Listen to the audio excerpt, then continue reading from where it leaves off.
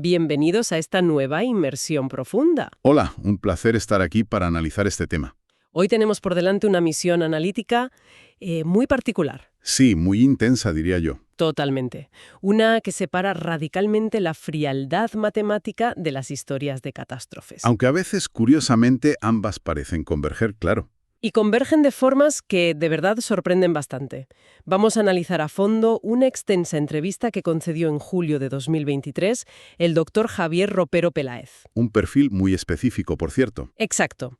Hablamos de un científico, investigador y profesor de inteligencia artificial bioinspirada y neurociencia. En la Universidad de Sao Paulo, concretamente. Eso es. O sea, estamos hablando de alguien entrenado específicamente para procesar volúmenes masivos de datos. Buscar patrones, detectar anomalías. Exactamente. Y para quienes nos escuchan hoy, queremos dejar clarísimo el enfoque desde el minuto 1. No estamos aquí para avalar teorías del fin del mundo ni generar alarmismo gratuito. No, desde luego que no. Esa no es la idea. El objetivo real es diseccionar la lectura que hace Ropero sobre un trío de amenazas espaciales, amenazas proyectadas para los años 2027, 2028 y 2029. Y sobre todo examinar su hipótesis central, que es casi lo más inquietante. ¿Qué ocurre cuando la frialdad matemática choca de frente con las historias de catástrofes? Pues que destapa una inquietante sombra de opacidad institucional. Es el enfoque correcto para abordar este material, creo yo. Sí. Lo que Ropero plantea no es simplemente mirar al cielo con un telescopio, sino auditar cómo las agencias espaciales gestionan o retienen los datos orbitales. Claro, la gestión de la información. Ajá. Su análisis sugiere que la ciencia, un campo que presupone transparencia absoluta, muestra unas grietas enormes cuando se trata de la defensa planetaria. Es un cruce fascinante, la verdad, entre la mecánica celeste más estricta y lo que él define como un silencio administrativo deliberado. Y para entender la magnitud de esta tesis, la investigación nos obliga a viajar primero al terreno de la literatura de misterio. Y es un viaje sorprendente. Hay una saga literaria, que seguro que a mucha gente le suena, que marcó a toda una generación en España y Latinoamérica. Caballo de Troya. Exacto, de J.J. Benítez. En su mitología, Benítez introdujo el concepto de Gog. El famoso asteroide Gog. Eso es. Descrito como un asteroide masivo que impactaría contra la Tierra en una fecha súper específica, el 29 de agosto de 2027. Teniendo en cuenta que estamos en 2026, hablaríamos del año que viene.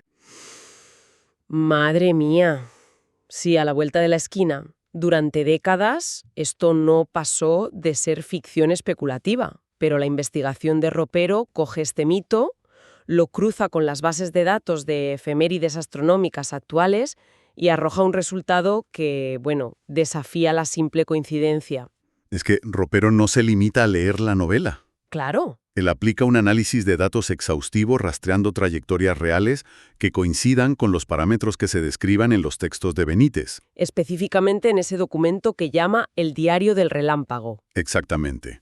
Y resulta que encuentra un candidato real. Tela. Las simulaciones astronómicas modernas confirman que hay un objeto masivo cuya máxima proximidad a la Tierra se dará efectivamente en agosto de 2027. Concretamente entre los días 6 y 7, ¿no? Sí, corrigiendo ligeramente la fecha de la ficción, pero validando por completo la ventana temporal. Vale, vamos a desgranar esto, porque el salto de la novela a la base de datos es crucial.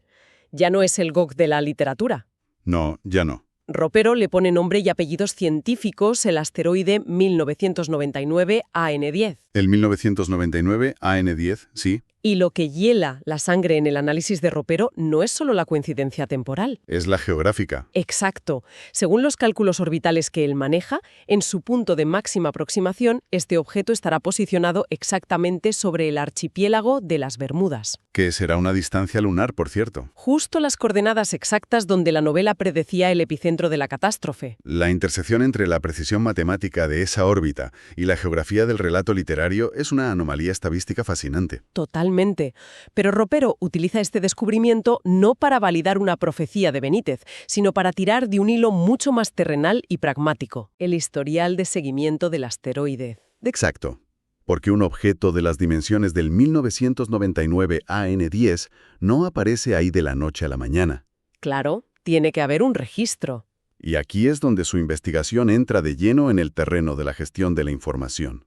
Pero, a ver, Pongámonos en el papel de las agencias espaciales por un momento. Ajá. El espacio es inmenso y rastrear objetos oscuros es técnicamente complejísimo. Sin duda. ¿Hasta qué punto la hipótesis de Ropero sobre un supuesto sabotaje o un ocultamiento institucional se sostiene realmente?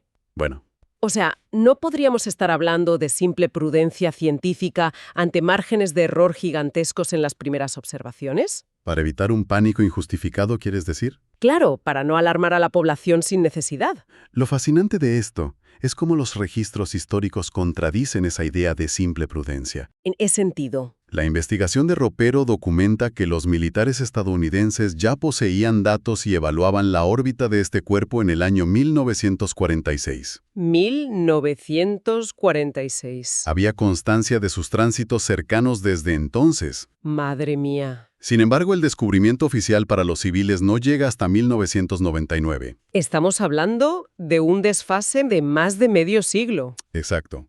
Medio siglo de ventaja informativa. Ropero argumenta que retener datos de la mecánica celeste durante 50 años no responde a la cautela científica. Sino a una política de compartimentación de inteligencia. Absolutamente. Y el material fuente subraya que no hablamos de una roca inofensiva. Nada inofensiva. Astrofísicos de primera línea, como el difunto Andrea Milani, de la Universidad de Pisa, o Donald Yeoman. Figuras clave en la dinámica del sistema solar, ambos. Es lo que Ropero señala como la gran bandera roja. Si alguien entra hoy a buscar este asteroide en las tablas de riesgo de impacto de la NASA, Ajá. o incluso en su base de datos de objetos eliminados por falta de riesgo, resulta que no está. No está en ninguna de las dos listas. Es como si el sistema hubiera decidido esquivar el bulto y borrarlo del catálogo público directamente. Esa omisión deliberada es increíble. Y claro, es el pilar de la crítica de Ropero hacia las instituciones. Pero su análisis va más allá de bases de datos incompletas. Señala cambios físicos reales en la infraestructura científica global. Y el ejemplo paradigmático aquí es el radiotelescopio de Arecibo, en Puerto Rico. Arecibo no era solo una antena parabólica gigante, era el sistema de radar planetario más potente del mundo a disposición de la comunidad académica abierta. Emitía pulsos de radio que rebotaban en los asteroides. Y permitían medir su forma, velocidad y trayectoria con una precisión milimétrica mediante el efecto Doppler. Y Arecibo colapsó espectacularmente en 2020. Sí, Y Ropero no compra la versión oficial de que se cayó por una simple falta de financiación o un mantenimiento deficiente, ¿verdad? en absoluto. Ropero tilda esto de sabotaje institucional por omisión. Fuerte acusación. Al dejar que la estructura física de Arecibo colapsara, se cortó de raíz la principal fuente de datos públicos, independientes y verificables sobre asteroides cercanos a la Tierra. Y mientras tanto, Estados Unidos mantiene a pleno rendimiento el complejo de comunicaciones de Goldstone. En California, que tiene capacidades de radar planetario muy similares. Pero claro, la diferencia crítica es que Goldstone es operado en un entorno de seguridad nacional. Exactamente. Y sus datos en crudo no fluyen libremente hacia las universidades y observatorios del resto del mundo. O sea, Ropero sostiene que hemos pasado de una ciencia de defensa planetaria abierta a un monopolio de la información orbital. Nos han apagado la luz pública y han encendido una linterna privada. Tal cual. Y este apagón informativo cobra una relevancia crítica porque el calendario no se detiene en el 2027. No, qué va. Aquí es donde la cosa se pone realmente interesante, porque la investigación de Ropero nos lleva directamente al año siguiente, A 2028. introduciendo un nuevo actor en este escenario, el asteroide 1997 XF-11. Y las matemáticas detrás de este objeto son una auténtica pesadilla para los astrónomos. Es un objeto que desafía los modelos predictivos estándar por completo. Ropero define la órbita del 1997 XF-11 como ambivalente. Ambivalente. En la mecánica orbital, cuando se triangula la posición de un asteroide midiendo un minúsculo punto de luz contra el fondo de estrellas, se manejan ángulos ínfimos, fracciones de segundo de arco. Claro. El problema con el 1997 XF-11 es que su dinámica es de una fragilidad extrema. Ropero señala que una sola observación nueva, una mínima corrección en esos datos de entrada, desplaza su trayectoria teórica proyectada muchísimo. Hasta 2 distancias lunares completas. Hablamos de cientos de miles de kilómetros de variación en el modelo por un ínfimo ajuste en la observación. Tela con esa inestabilidad. Un margen de error tan salvaje hace que cualquier proyección a largo plazo sea, en la práctica, inútil. Y la historia de cómo la comunidad científica lidió con esta ambivalencia es de película. Nos vamos al año 1998, Sí, Brian Marsden. que por entonces era el director del Minor Planet Center de la Unión Astronómica Internacional. Vamos, la máxima autoridad mundial en catalogar estos cuerpos. Pues dio un paso al frente y anunció públicamente una probabilidad real de impacto. Basándose en sus observatorios de confianza. El revuelo mediático fue histórico. Histórico y fugaz. Porque la anomalía que detecta Ropero viene inmediatamente después del anuncio. ¿Qué pasó exactamente? Marsden se basaba en cálculos legítimos con la información disponible en ese momento. Pero tras la explosión de titulares y el pánico subsiguiente, esos mismos observatorios independientes que le suministraban los datos entraron en un mutismo absoluto. Se callaron de golpe. No hubo refinamiento de los modelos. No hubo actualizaciones tranquilizadoras basadas en nueva telemetría. Simplemente dejaron de publicar reportes sobre el 1997 XF11. Ese silencio institucional repentino es lo que Ropero identifica como un patrón de contención de daños mediáticos. En lugar de un proceso científico transparente. Eso es. Para intentar dar sentido a esos enormes saltos en los modelos orbitales, esos supuestos errores estadísticos que volvieron locos a Marsden y a su equipo, Sí. Ropero lanza una hipótesis fascinante desde el punto de vista físico. Plantea que la ambivalencia geométrica podría deberse a que el 1997 XF11 no es una roca solitaria. Sino un sistema binario. 2 asteroides, viajando juntos.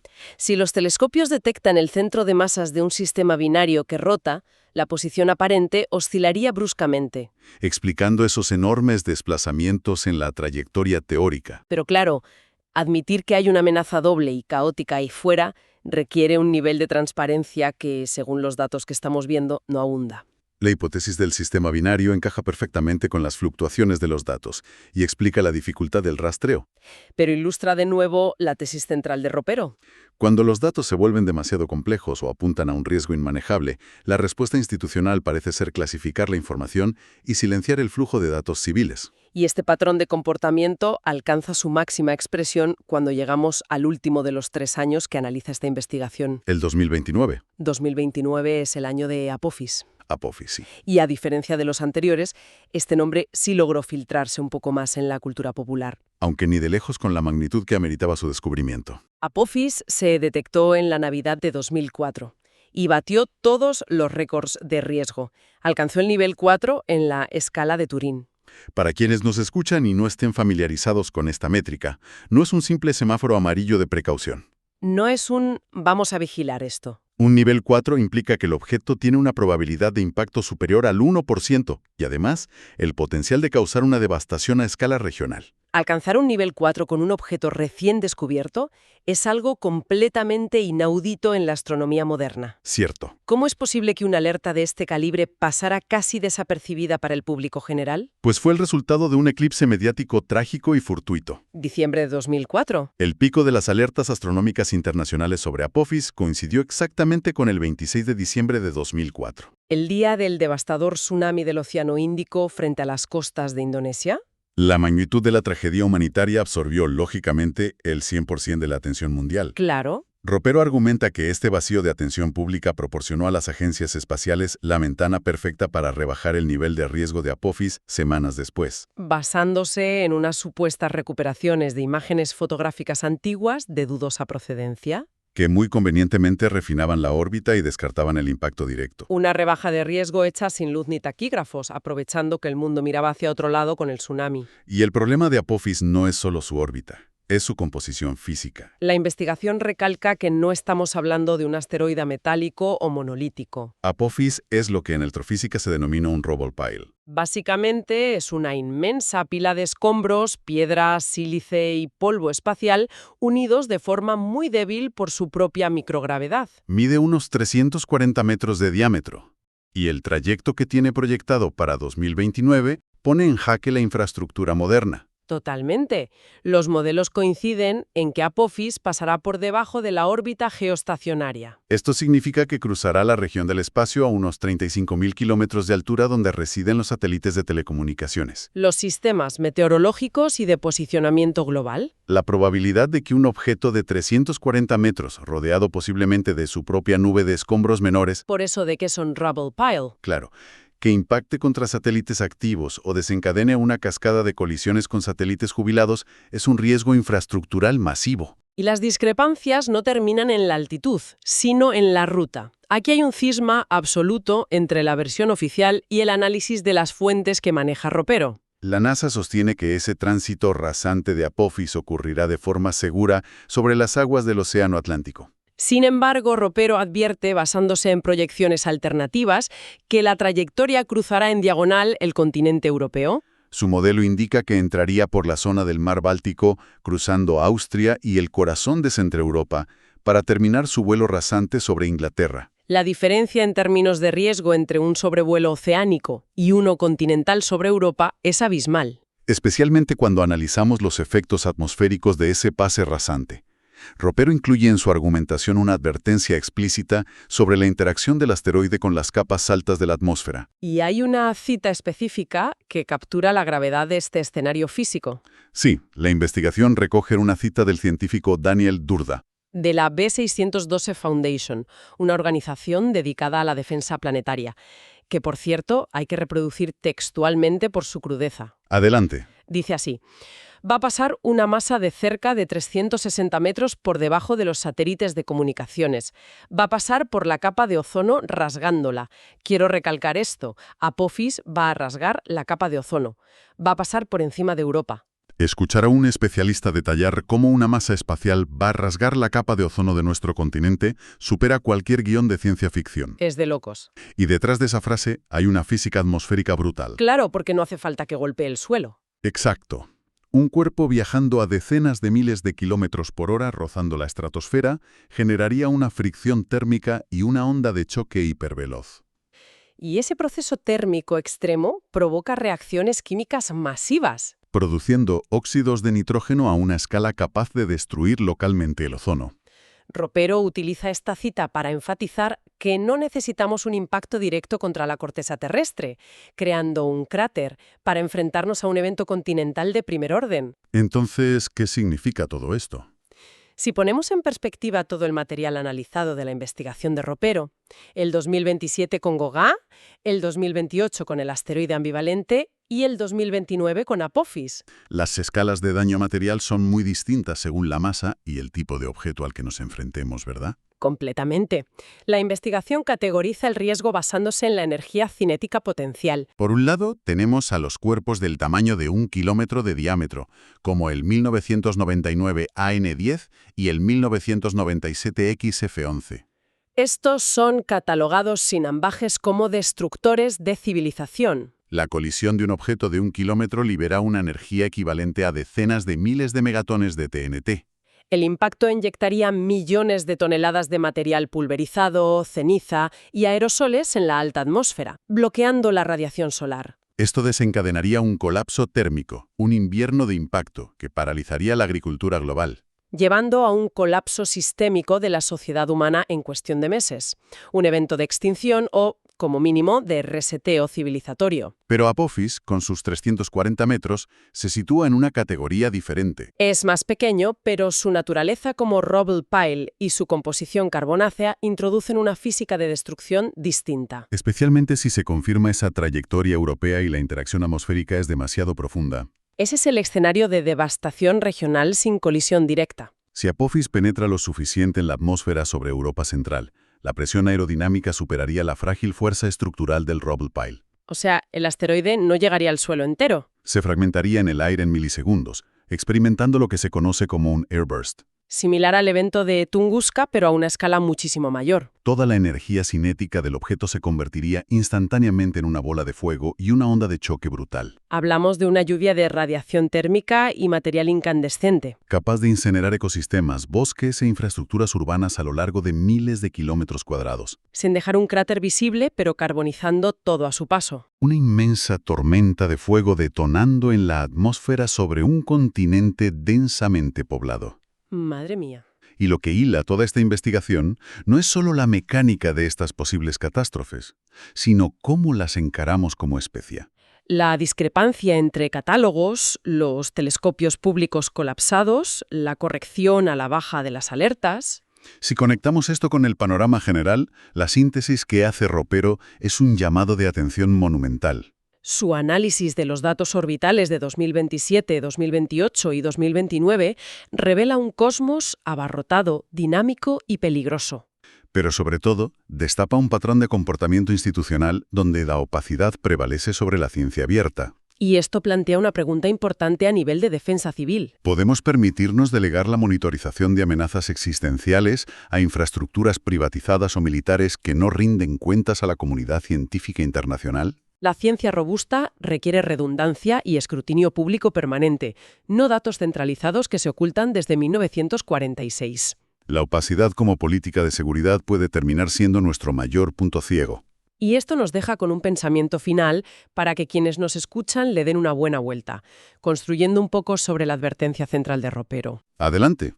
Si los márgenes de error de esos asteroides ambivalentes son tan grandes que una sola observación altera la trayectoria en cientos de miles de kilómetros, Ajá. y si al mismo tiempo observamos una tendencia clara hacia la privatización y compartimentación de los radares más precisos del planeta, Como pasó con Arecibo y Goldstone. exacto, es posible que, en el momento en que los modelos matemáticos dejen de mostrar un simple error estadístico para confirmar de forma incontestable un impacto inminente, ese mismo silencio institucional provoque que sea demasiado tarde para intentar desviar el golpe. Es una perspectiva bastante cruda. Lo es, pero analizarla sin filtros es el precio de estar verdaderamente informados.